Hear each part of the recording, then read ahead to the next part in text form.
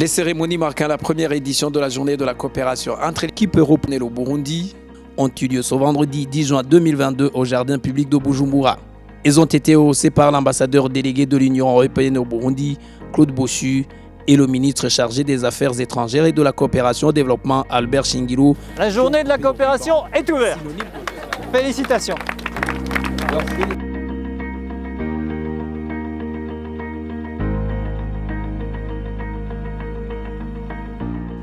Et donc, un des objectifs de cette journée, c'est précisément de montrer au public burundais l'étendue, la diversité, la richesse de ces programmes. Ils se développent dans le domaine de la santé, l'éducation, la culture, l'énergie, les infrastructures, le développement rural, la gouvernance, la justice, l'appui à la société civile et bien entendu l'environnement. L'Union européenne était et restera pour le Burundi un ami fidèle, fiable et de premier plan de par son partenariat durable et diversifié.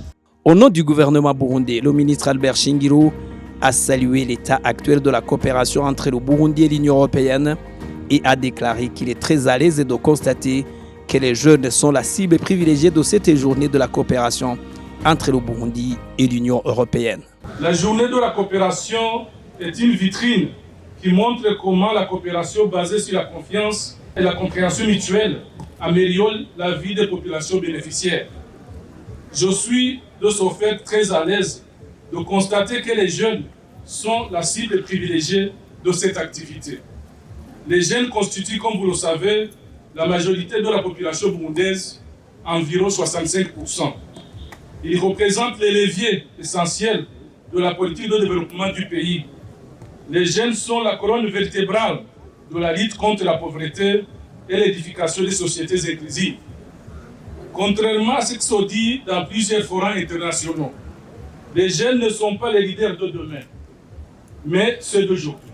Après ces discours de circonstances, les deux personnalités, Claude Bossu et Albert Shingiro, en compagnie des diplomates présents, ils ont entamé une visite guidée de tous les stands d'exposition pour se rendre compte des réalisations des différents projets financés par l'équipe Europe au Burundi.